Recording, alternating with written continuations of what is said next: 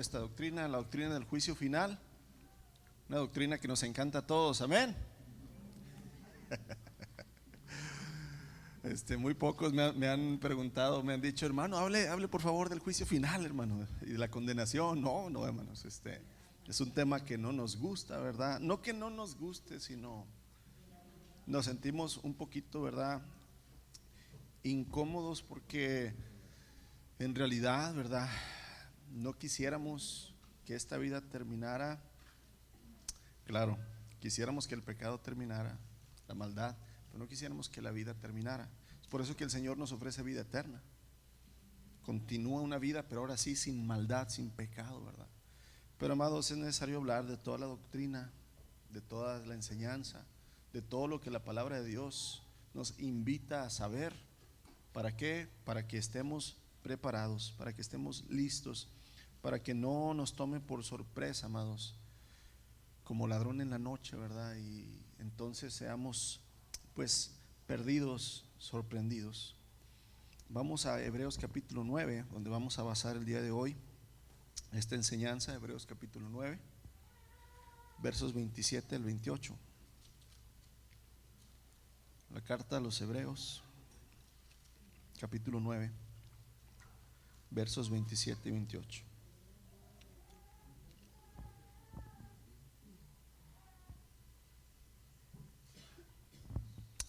Muy bien. Dice: así como cada persona está destinada a morir una sola vez y después vendrá el juicio, así también Cristo murió en sacrificio una sola vez y para siempre, a fin de quitar los pecados de muchas personas. Cristo vendrá otra vez, no para ocuparse de nuestros pecados, sino para traer salvación a los que esperan con anhelo su venida. Entonces, aquí la advertencia primeramente está establecido que cada hombre, cada mujer muera una sola vez, y después de esto el juicio. Hay aquí una verdad que no le gusta escuchar al hombre, y la verdad es la muerte y el juicio. Muerte y juicio, condenación, pago por el pecado, pago por lo merecido, la justicia de Dios. Establecido está que muramos, que es lo más normal antes que venga el Señor Jesús. Si no viene antes que muramos, pues lo más normal es que el cuerpo muera. Pero no nada más es el morir, amados, no es nada más el esperar a Cristo, sino es el juicio venidero, aquello que también, ¿verdad?, vamos a estar presentes todos y cada uno de los seres humanos. Pero hay una esperanza, ¿verdad? Cristo murió en sacrificio una sola vez y para siempre. Así como nosotros morimos una sola vez, Cristo también una sola vez. El hombre, ¿verdad? No el Dios, ¿verdad?, sino Dios por medio de la carne muere en sacrificio una sola vez y para siempre. Y por medio de esto, amados, entonces quitó el pecado de muchas personas, no de todo el mundo.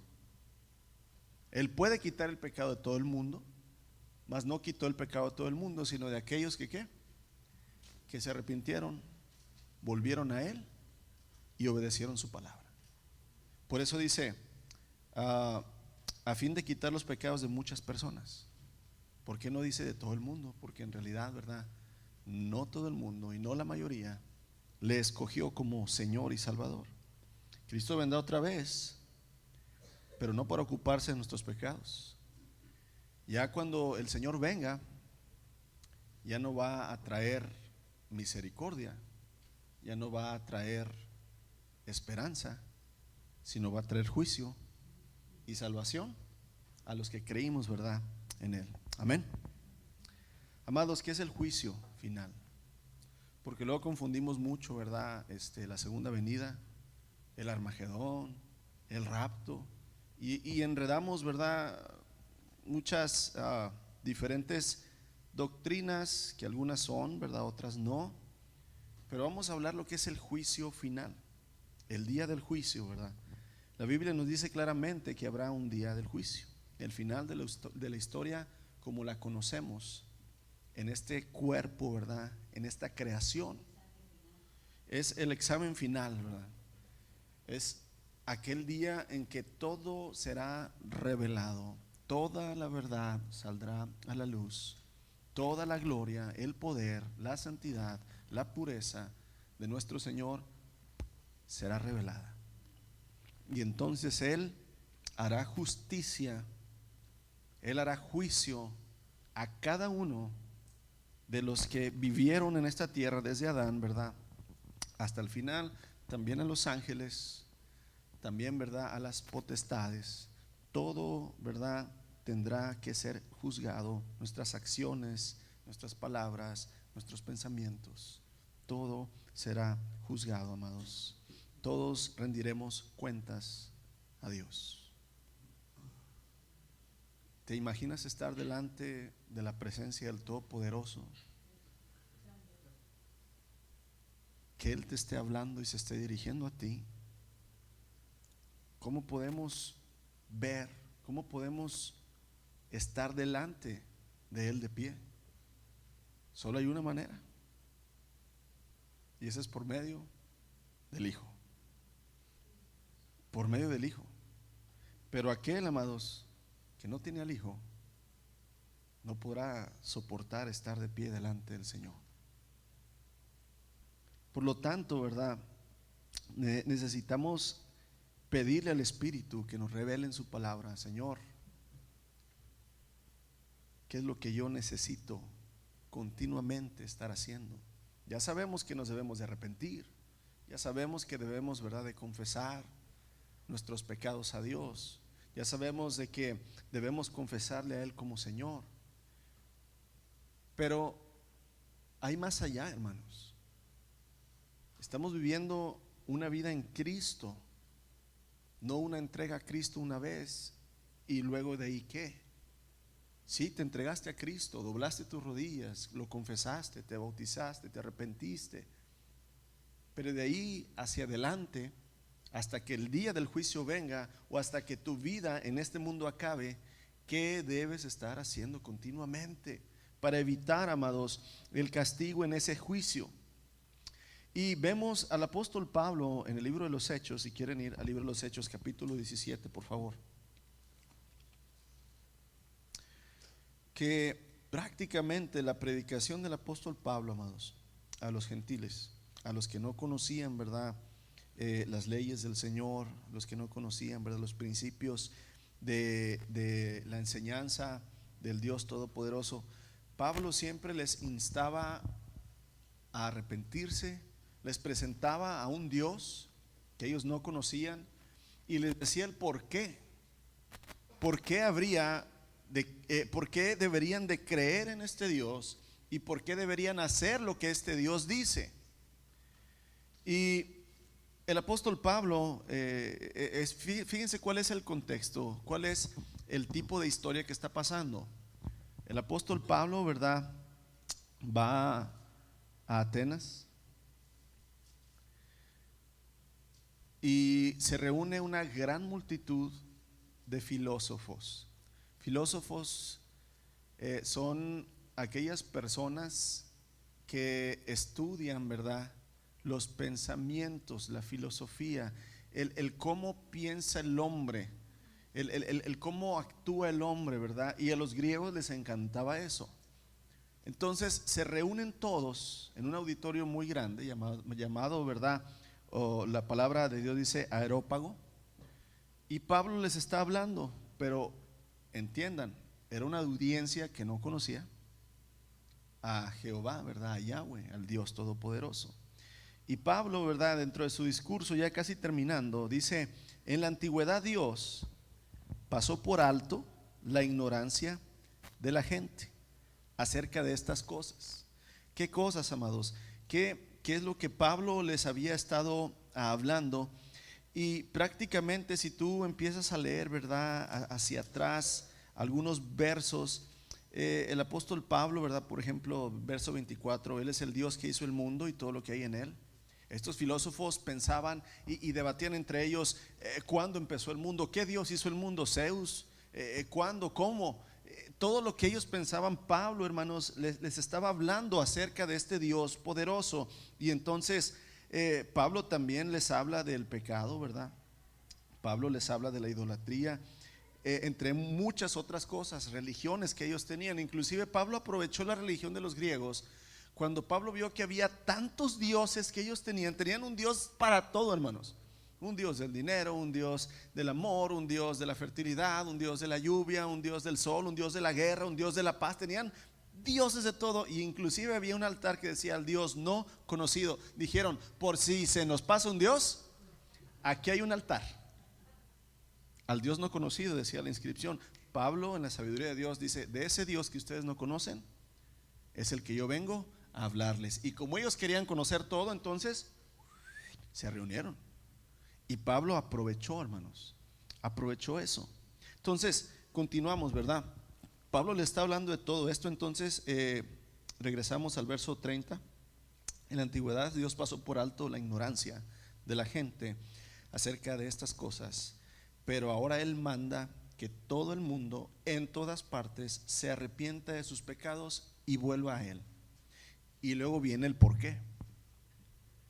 Pues Él ha fijado un día para juzgar al mundo con justicia por el hombre que Él ha designado, y les demostró a todos quién es ese hombre al levantarlo de los muertos. Entonces fíjese cómo Pablo le dice a esta audiencia que no conocía a Dios: necesitan arrepentirse y volverse a Dios. ¿Por qué? Porque el Dios ha establecido un día del juicio donde juzgará, ¿verdad?, a todo hombre. Y nada más pueden ser salvos por medio del hombre que Él escogió. ¿Quién es ese hombre? Cristo Jesús, Jesús de Nazaret, el Hijo de Dios. Y amados, entonces aquí Pablo les dice que en la antigüedad Dios había pasado, no que había perdonado, sino que había pasado por alto la ignorancia. Es decir, todos los que estamos aquí, Dios pasó por alto nuestra ignorancia hasta que le conocimos. Porque en el primer pecado que cometimos, ahí merecíamos ¿qué? La muerte. Mas sin embargo Dios dejó que pecáramos y pecáramos y pecáramos hasta que le conocimos, hasta que Él se presentó delante de nosotros por medio del Evangelio y de su Espíritu y nos dijo: arrepiéntete, humíllate, vuelve a mí. A partir de ahí el Señor perdona nuestros pecados, si en verdad, hay un arrepentimiento continuo en nuestra vida y una sujeción, una humildad, una entrega hacia Él y una obediencia y una lucha, a seguir su palabra. Pero mientras pasa por alto la ignorancia, pero va a llegar el día que Él ya estableció, porque Él estableció un día en el cual hará justicia, juicio, amados. Este día le llamamos el día del juicio, el día final, ¿verdad? Ese día Dios juzgará al mundo por medio del hombre que ha escogido. ¿Por qué Cristo es el juicio? ¿Por qué Cristo es el Cordero? ¿Por qué Cristo, amados, es aquel defensor?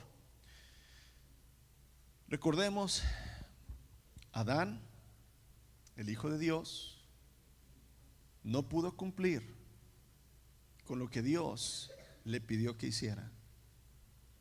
Adán iba a juzgar con justicia la creación. Adán iba a cuidar la creación.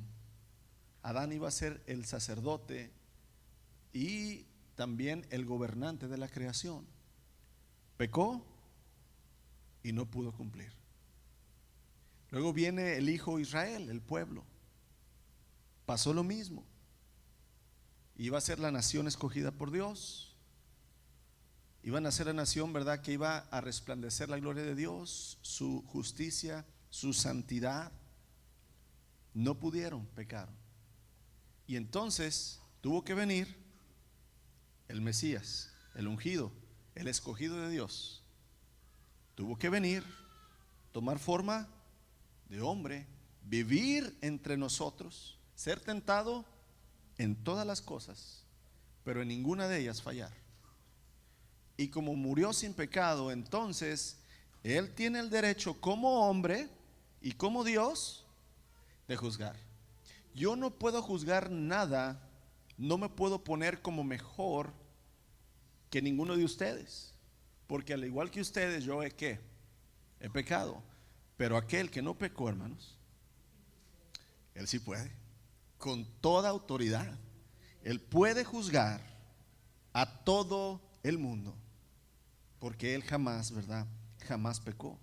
Dios juzgará al mundo por medio del hombre que él ha escogido. Aquí lo estamos viendo, ¿verdad? En el verso 31, en el libro de los Hechos, pues él ha fijado un día para juzgar al mundo con justicia por el hombre que él ha designado. Podemos decir, bueno, Enoc no murió. Enoc caminó ¿con quién? Con Dios y desapareció. ¿Cuántos años tenía? 365 años vivió Enoc y luego Dios lo llevó. Uno pudiera decir, tal vez Enoc no pecó. No, yo pudiera decirte que Enoc fue el que pecó muy poquito, porque la palabra de Dios en Romanos dice, por cuanto todos, ok, inclusive Enoc. Pero tal vez, hermanos, la cantidad de pecado de Enoc, aunque por todo pecado somos, ¿verdad?, juzgados, a lo mejor el corazón de Enoc fue mucho más agradecido, puro hacia Dios, y el Señor lo llevó. Después vienen todos los hombres de la fe, hermanos, que puedes ver, ¿verdad?, en Hebreos capítulo 11, Abraham, Isaac, Jacob, David, los profetas, los apóstoles. ¿Quién de ellos, amados? ¿Quién de ellos es el indicado para juzgar? Ninguno. Pero dice que el hombre que él ha designado demostró a todos quién es ese hombre al levantarlo de los muertos. Pero el Señor levantó a Lázaro de los muertos. Pero Lázaro volvió ¿a qué? Hoy en la mañana me preguntó George, dice, oye, después de que Lázaro murió, papá, ¿cuántos años vivió? Dije, no, pues eso no nos dice la palabra, pero muy seguramente murió de viejito, ¿verdad? Pero volvió a morir. Pero amados, el hombre que Dios levantó de los muertos y que jamás volvió a morir es Cristo Jesús. Él es aquel que jamás, ¿verdad?, morirá. Y por eso no hay corrupción en él, no hay pecado en él, sino que hay justicia, pureza y santidad. Y por eso él es el juez que va a juzgar a todo el mundo, vivos, muertos, ángeles, principados, todo estará debajo de sus pies. En el juicio final, el Señor Jesús va a tener la última palabra. ¿Culpable o perdonado? No inocente. Usted y yo no somos inocentes de nada. Somos bien culpables, pero hemos sido perdonados, redimidos. Él va a decir culpable o redimido. Qué hermoso, ¿verdad, hermanos? Aunque somos culpables, el amor de Dios cubre multitud de pecados. La sangre de Cristo nos limpia, nos lava, elimina delante de Dios el pecado. Amén. Por lo tanto, amados, debemos prestar atención a lo que Él ha dicho acerca de cómo, cuándo y quién, a quiénes va a juzgar. Entre los que van a juzgar, hermanos, están nuestros hijos, nuestros nietos, nuestros hermanos carnales, nuestros padres, nuestros amigos. Todos van a ser juzgados. Todos van a recibir condenación o vida eterna. Ahí es donde en el alma debe de haber no una ansiedad, no una preocupación, no una carga, pero sí un despertar de entender lo que el juicio significa, lo que la condenación significa, para siempre. No sé, hermanos, si usted alguna vez ha experimentado el temor, no cuando está en una situación difícil, no cuando está en peligro ni cuando está enfermo.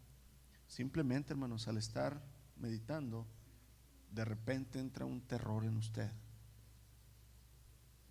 terror de muerte, de desesperación, de miedo, de inquietud. Y yo digo, Señor, si ahorita lo sentí así, yo no quiero saber lo que voy a sentir si voy al infierno, a la condenación.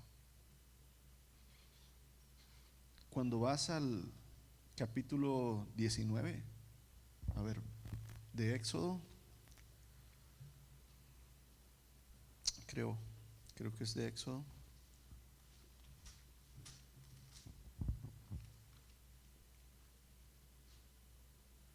Al final,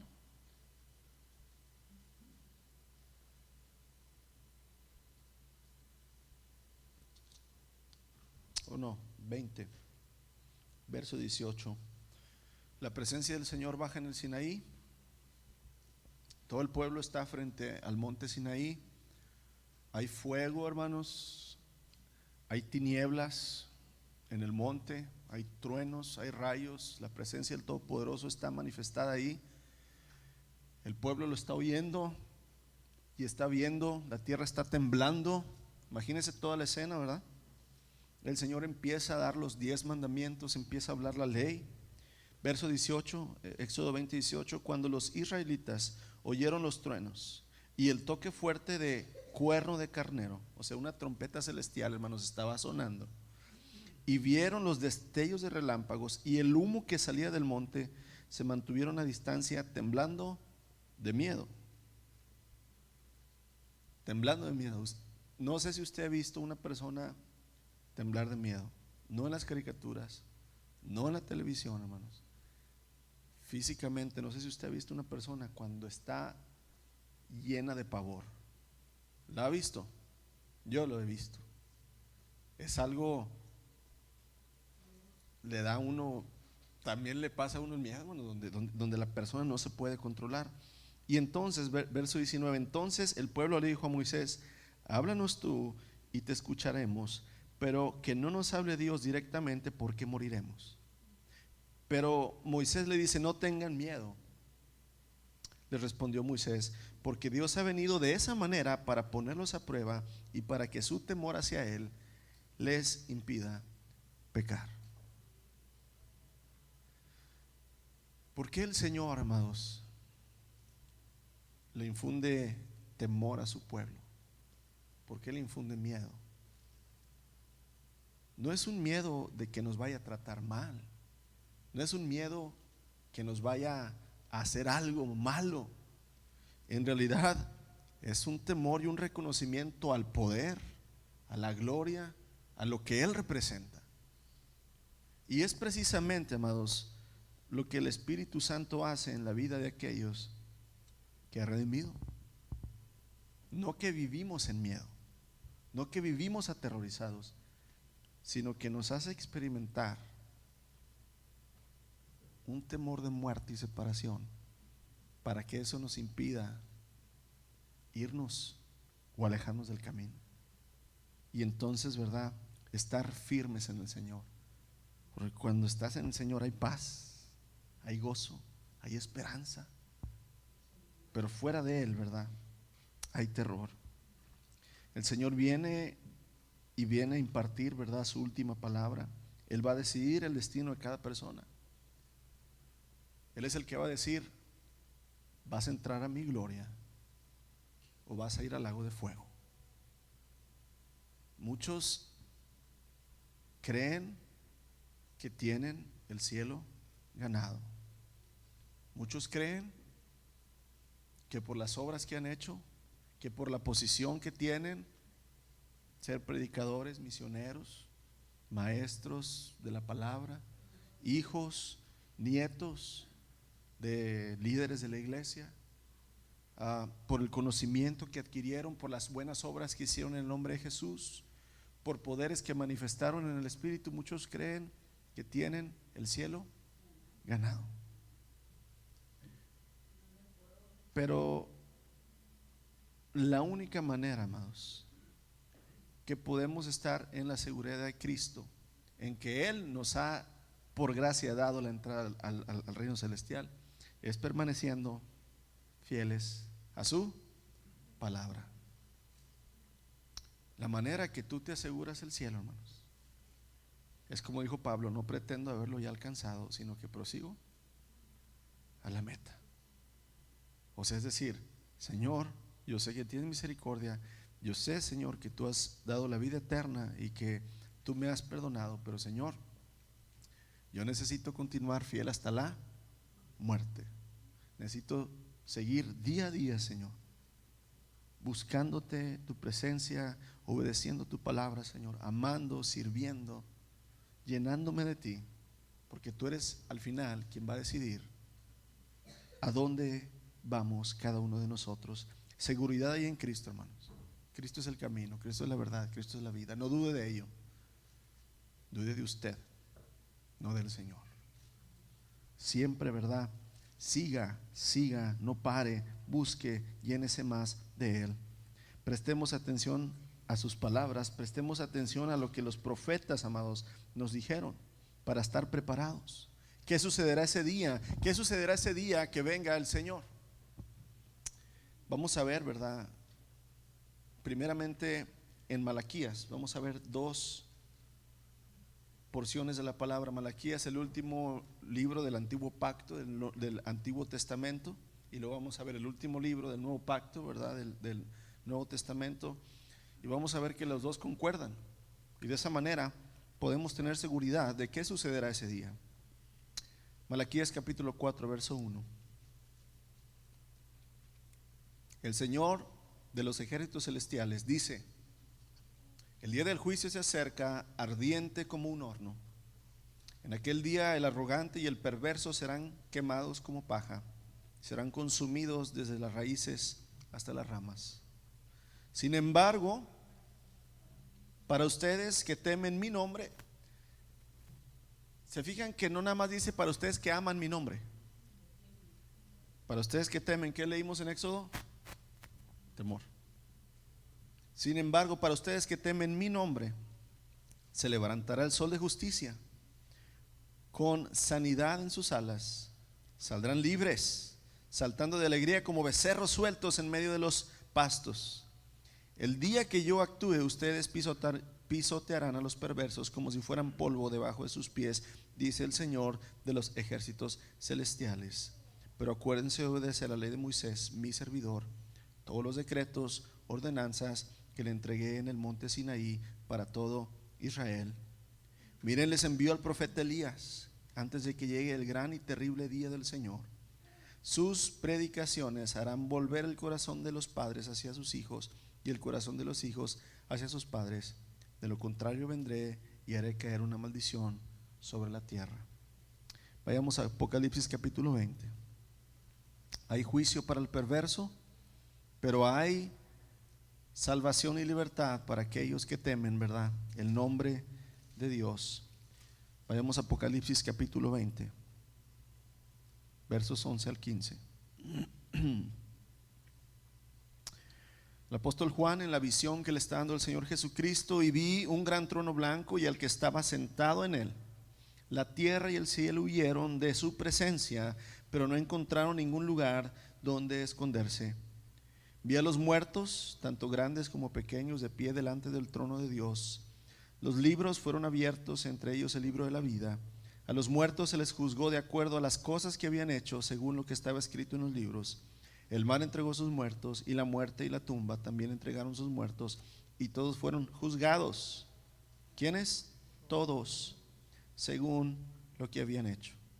Entonces la muerte, la tumba fueron lanzadas al lago de fuego. Este lago de fuego es la segunda muerte. Todo el que no tenía su nombre registrado en el libro de la vida fue lanzado al lago de fuego. ¿Quién decidió esto? El que está sentado en el trono, aquel que Dios designó para ser el juez. Amados, aquí vemos esta visión que será realidad muy pronto y que va a afectar o que va a bendecir a cada ser humano que ha existido en la tierra, a los que estamos aquí y a los que no estamos aquí. Sabemos que el que está sentado en el trono es Jesucristo mismo, y ya no aparece en un pesebre, ya no aparece en una cruz, ya no aparece en un burrito sentado. Ya no es la figura del hombre que se humilló a sí mismo, sino ahora es la figura del hombre que es exaltado hasta lo sumo y que reina con todo poder, con toda autoridad y con toda justicia, y vamos a estar delante de su presencia. Olvídese los presidentes, olvídese los reyes que hubo en esta tierra, la grandeza, el poder que ellos tuvieron, no es absolutamente nada comparable con lo que es nuestro Dios. Su trono es blanco porque Él va a juzgar con pureza, con rectitud, con santidad.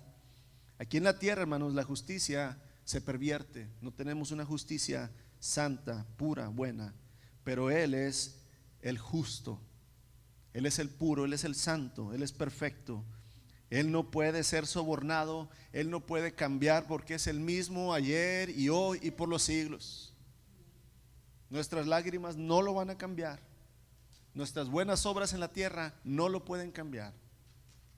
Él dijo cómo Él va a pasar por alto nuestro pecado, solamente creyendo en la obra que su Hijo Jesucristo ha hecho por cada uno de los que creen en su nombre y se han vuelto hacia Él. Ningún abogado, hermanos, excepto Cristo, podrá torcer el juicio. Ni el que le llame al 4444444, ni tijerina, ni el que boxea, ¿cómo se llama este? Ningún abogado, hermanos. Nada. No hay nada que tú puedas usar o a quien tú puedas usar para escapar de la condenación, excepto al Señor Jesucristo. No que lo uses, sino que te dejes, ¿verdad?, por Él salvar. Amén. Amados, ante Él toda persona que ha vivido, que vive ahorita y que vivirá, estará delante de Él. Los que han desaparecido en el mar, los que han muerto por enfermedad, los que han sido calcinados, los que han sido comidos por fieras, los que han estado en la tumba y se han hecho polvo, todos y cada uno de ellos van a aparecer y van a estar delante del trono de Dios. Gracias, hermana Minta. El Hades, que es la muerte o el lugar de los muertos, dice que va a devolver a sus muertos. La muerte también los pondrá delante de Dios. No habrá persona olvidada que se escape de este juicio. Conviene, amados, estar atentos, saber que nosotros estaremos ahí. ¿Y qué tienes delante de Dios para poder defender, para poder entrar, para poder ganar la vida y la gloria? Nada más y nada menos que a Jesucristo. Tu vida rendida a Él. Puedes escapar de ese juicio. Puedes escapar de la condenación. Podemos pasar de condenación a gloria, amados. Y la primera cosa importante que debes notar en este pasaje que acabamos de leer en Apocalipsis capítulo 20 es que hay libros. En la palabra en griego me imagino que es rollos, ¿verdad? Libros, porque en ese tiempo no había libros como esto, sino rollos. Y en esos rollos, en esos libros están registradas, dice, y vamos a leerlo de nuevo, amados. Apocalipsis 20, verso 12. Vi a los muertos, grandes y pequeños, de pie delante del trono, y los libros, los rollos fueron abiertos, entre ellos el libro de la vida. Esto es literal, no es espiritual, no es figurativo, no es una parábola, es literal. ¿Qué son estos libros? ¿Qué son estos rollos, amados? En ellos están registradas todas las acciones que tú y yo hicimos. Cada libro es un libro, ¿verdad?, escrito por tu vida. ¿Por qué? Porque aquí lo vemos en la palabra. Dice, de hecho, a los muertos les es juzgado de acuerdo a las cosas que habían hecho según lo que estaba escrito en los libros, verso 12.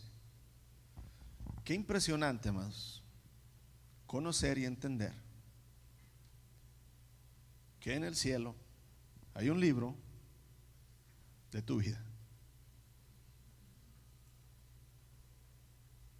No porque sea muy interesante, no porque sea la película que más se vende, la novela. Es para que Dios te enseñe que Él te está juzgando de una manera justa. Ahí viene y va a estar registrado, dice el Señor Jesús: cada palabra que sale de vuestra boca tendrás que dar cuenta. ¿A quién? A Dios. Las palabras, los pensamientos y las acciones que hemos llevado a cabo durante toda esta vida, amados, están escritos ahí. ¿Cómo nos podremos defender ante eso? Hay otro libro. ¿El libro de qué? De la vida. El libro de la vida, amados. Me imagino que Dios le reveló a Juan esta visión de una manera que Juan lo pudiera comprender. Y de esa manera también nosotros, amados, poderlo comprender. Pero el punto principal es que Dios sabe todo lo que hemos hecho y lo que haremos. Lo que aún todavía no hemos hecho, Él lo hace. Esto lo dice, ¿verdad?, el rey David, donde dice: Señor, aún no está la palabra en mi ¿qué? Y tú ya la ¿qué? Ya la sabes. Lo podemos ver en el Antiguo y en el Nuevo Testamento, amados. No será posible justificarnos por lo que hemos hecho. Lo que se encuentra en ese libro, amados, todos somos declarados culpables porque todos hemos pecado. El juicio, ¿verdad?, no es para darnos oportunidad de demostrar nuestra inocencia. O sea, ese juicio, hermanos, no es un juicio como el que conocemos aquí en la tierra, en donde se puede pelear la inocencia, ¿verdad?, o la culpabilidad. No, ese juicio es para demostrarnos nada más que la condenación que nos está dando Dios es una condenación completamente justa. No es para ver si nosotros tenemos la chance de salvarnos. Ese juicio también es para demostrarnos que la única manera que el Señor te va a decir: pasa, entra al reino, ¿verdad?, de mi Dios, de mi Padre, es por medio de lo que el Señor Jesucristo ya hizo. Amados, si alguien quiere alegar con Dios, lo va a poder hacer. Pero las pruebas, ahí están escritas. No importa, ¿verdad? Aquel día, dice el Señor, muchos me dirán: Señor, Señor, en tu nombre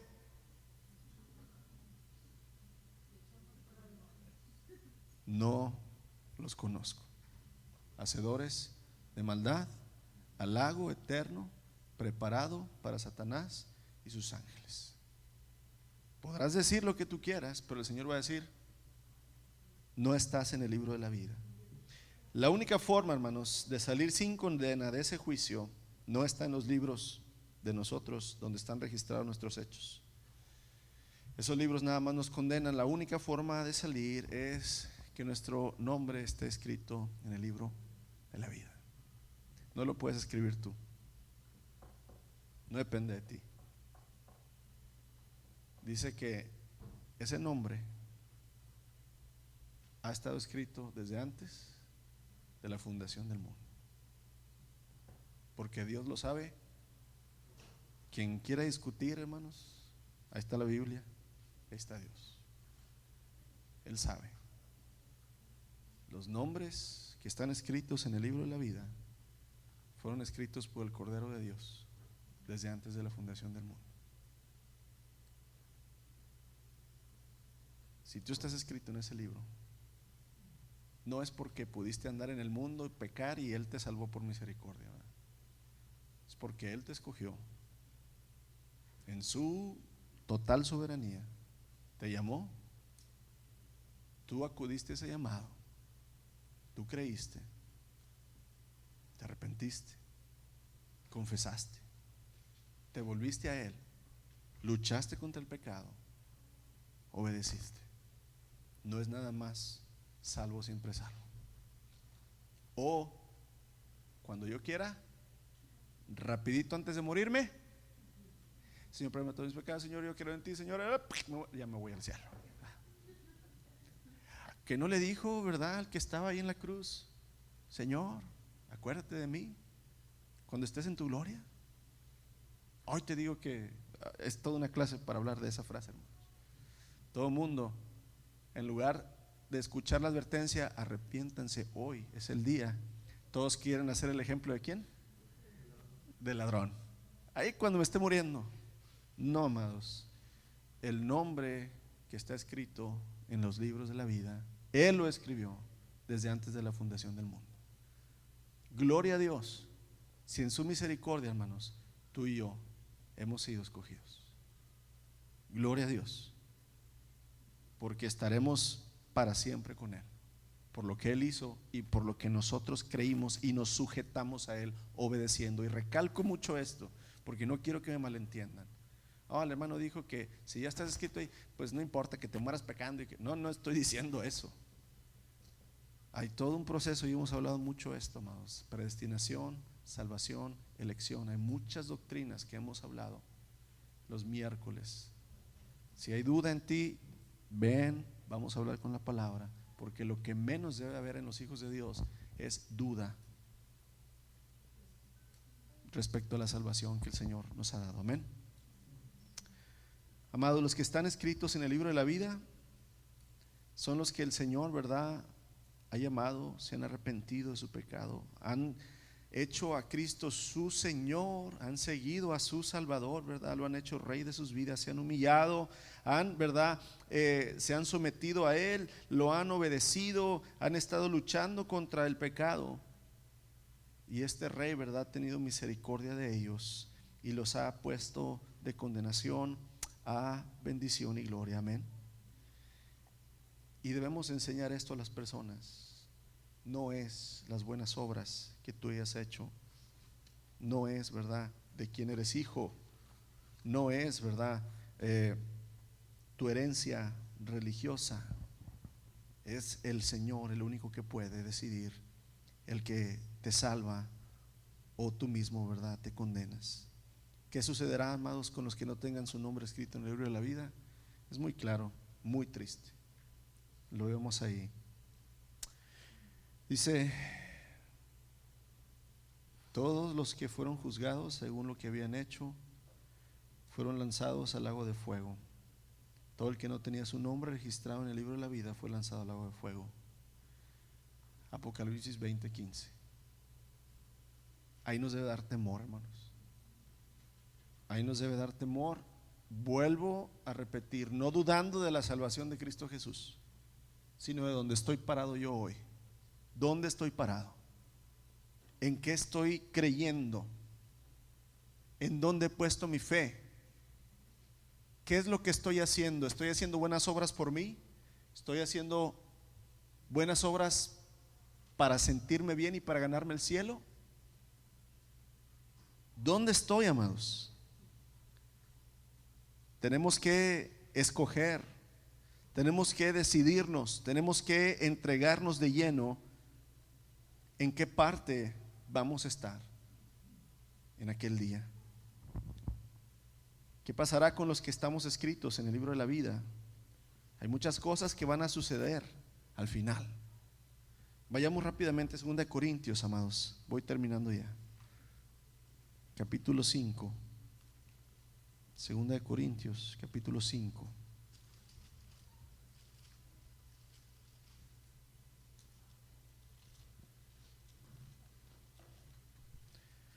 ¿Qué pasará con aquellos que el Señor ha escrito nuestros nombres en el libro de la vida?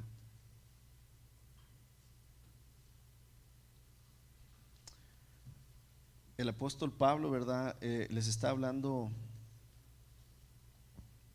a la iglesia en Corinto acerca precisamente de cuando el Señor venga, cómo el Señor va a levantar los cuerpos, cómo nos va a dar nuevos cuerpos, ¿verdad?, espirituales, cómo el Señor va a cambiar, ¿verdad?, a vestirnos con ropa celestial, que no vamos a ser espíritus sin cuerpo, ¿verdad? Nuestro espíritu va a ser revestido de un cuerpo celestial, ¿verdad? Estamos leyendo pues el verso 3, el verso 4 de 2 Corintios capítulo 5. Pablo dice: mientras vivimos en este cuerpo, gemimos, suspiramos porque queremos ya morir, deshacernos de este cuerpo para vestirnos, ¿verdad?, del cuerpo que Dios nos va a dar. Ya queremos un cuerpo que no nos duela. Pregúntele al hermano Javier, hermanos. Un cuerpo donde todo es sufrimiento, donde todo es ansiedad, temor, llanto, tristeza. Ya no queremos este cuerpo, sino que gemimos, ¿verdad? Para que el Señor nos dé aquel cuerpo celestial, aquel cuerpo que ha sido preparado, ¿verdad? Que nos garantiza la vida eterna. Y luego continúa en el verso 6: vivimos en plena confianza, aunque sabemos que mientras que vivamos en este cuerpo, no estamos en el hogar celestial con el Señor. Pero vivimos por lo que creemos y no por lo que vemos. Amén. Verso 9: así que ya sea que estemos aquí en el cuerpo o que estemos ausentes de este cuerpo, eso quiere decir que estemos dormidos o estemos muertos al cuerpo. Así que ya estemos en este cuerpo o que estemos ausentes de este cuerpo, nuestro objetivo es agradarlo a Él, pues todos tendremos que estar delante de Cristo para ser juzgados. Cada uno de nosotros recibirá lo que merezca por lo bueno o lo malo que haya hecho mientras estaba en el cuerpo terrenal. Note, Pablo le está escribiendo a la iglesia. Aquí Pablo no le está escribiendo ni está hablando con los que no conocen a Cristo. ¿Cómo se llama la carta? Corintios, carta a la iglesia en Corinto.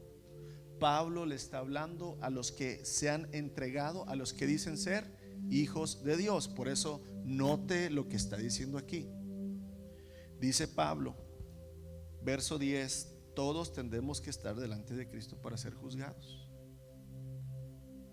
Cada uno de nosotros, Pablo está hablando de los hijos de ¿quién?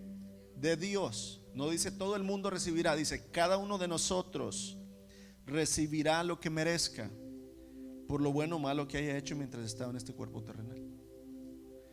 Esto ya no es el juicio de condenación para demostrar que él tiene razón. Este juicio, hermanos, o este tribunal es para recompensar a los hijos de Dios, a sus hijos, a los que creyeron. Hubo una vez cuando el Señor está hablando con los discípulos, cuando pasa lo del hombre, lo del joven rico, ¿verdad? Cuando el Señor les dice: oh, cuán difícil es que un hombre, ¿verdad?, rico entre en el reino de los cielos. Y entonces los discípulos le dicen: ¿y entonces quién entrará, Señor? Y el Señor, ¿verdad?, dice: pues los que realmente han dejado todo por mí, por mi causa. Y luego Pedro le dice: Señor, ¿y los que ya hemos dejado todo, qué recibiremos? Y el Señor le dice: ¿verdad?, las recompensas que mi Padre les dará.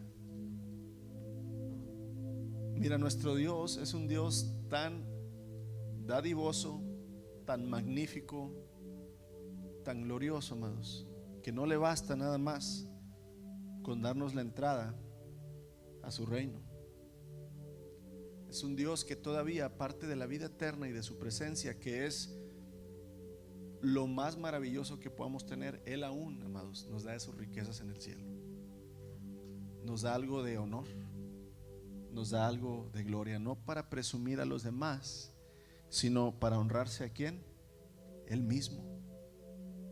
Este verso nos habla, hermanos, que en el juicio los que ya hemos sido salvos vamos a recibir del Señor según hayamos hecho en la vida en Cristo. Como creyentes no tenemos que vivir asustados, preocupándonos qué va a suceder aquel día. ¿Seré salvo o no seré salvo? ¿El Señor me hará a condenar o no? Sino en realidad, amados, podemos vivir en la seguridad de Cristo, en que si Él ya ha escrito nuestros nombres y Él nos ha llamado y nos ha rescatado, vamos y podemos vivir una vida para Él en esta tierra, en donde tendremos recompensas en la próxima vida. Y aquí es donde viene esta pregunta, amado: ¿qué estás haciendo con tu vida en este reino? ¿Qué estás haciendo con tu vida hoy? ¿En qué la estás invirtiendo? ¿Tus tesoros? ¿Dónde están? ¿Tu corazón? ¿Dónde está? ¿Tus pensamientos? ¿Dónde están? ¿Estás preparando tu vida para la vida venidera, la vida eterna y de recompensas?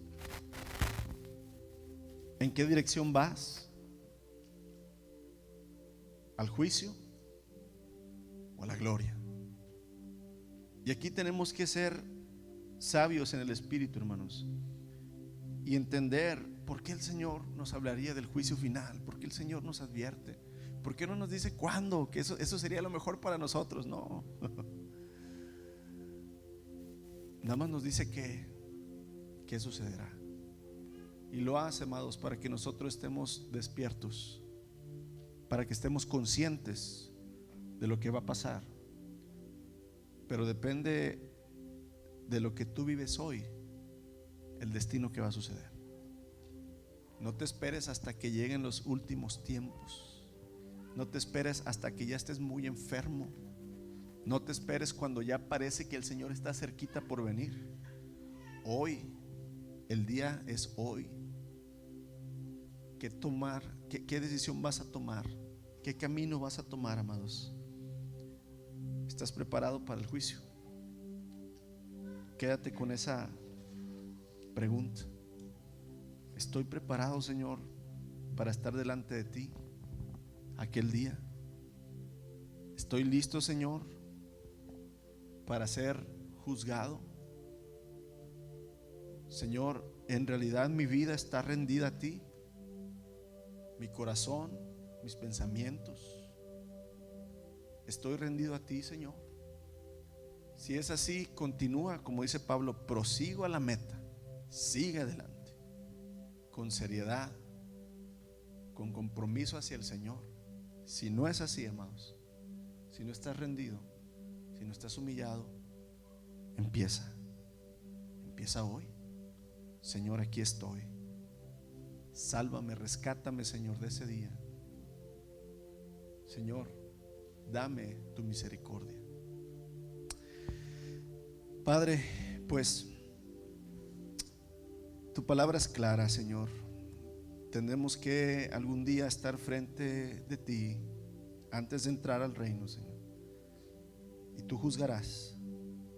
Tú vas a pesar y vas a decirnos, Señor, si estamos faltos o si por medio de ti, Señor, hemos dado el peso. Señor, certeza tenemos en que tu palabra, Señor, nos dice la verdad, en que tu espíritu es el espíritu de verdad, Señor, en que tu sacrificio es el único que vale, Padre, en que tú eres el único camino y en que nada más en ti está la vida. Eso es lo que, Señor, mi corazón cree, y yo quiero que mis hermanos también, y yo sé que tú quieres, es tu deseo, Señor, que todos creamos en tu Hijo. Ayúdanos a andar, Padre, en ese único camino de vida, y ayúdanos a ser útiles, a ser vasos de honra que ayuden a otros a conocer ese camino, Señor, donde pueden escapar del juicio que vendrá y de la condenación eterna, Padre.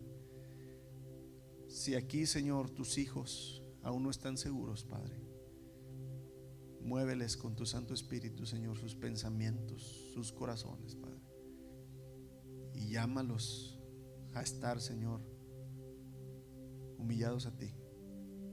A los que están, Señor, en el camino luchando, dales fuerza, Padre, para continuar y para llegar al final, bendito Dios. Fortalécenos a todos, Padre, y déjanos ver tu gloria, Señor, cuando vengas, pero sin miedo, sino con todo gozo, Señor, así como dice al final el libro de Apocalipsis, Señor, el Espíritu y la novia dicen: sí, ven pronto, Señor Jesús. Maranata, tú vienes, Señor. Bendito seas, Padre, que tu iglesia estemos listos, Señor, pero estemos viviendo desde ahorita listos, Padre, para agradarte, Señor, y para estar en tu gloria eternamente. Que tu Santo Espíritu nos guíe en todo momento, Señor, en nuestras debilidades, cuando estamos fuertes, Padre, cuando tenemos necesidades, cuando estamos en abundancia, que nunca perdamos la pisada, Señor, en el camino de Cristo. Bendito eres, Padre, y gracias por advertirnos, pero también por darnos la esperanza, Señor, de tantas cosas que van a suceder. Pero confiados estamos en ti, Jesucristo. Bendito eres, bendito es tu nombre, Jesús. A ti oramos. Amén y amén.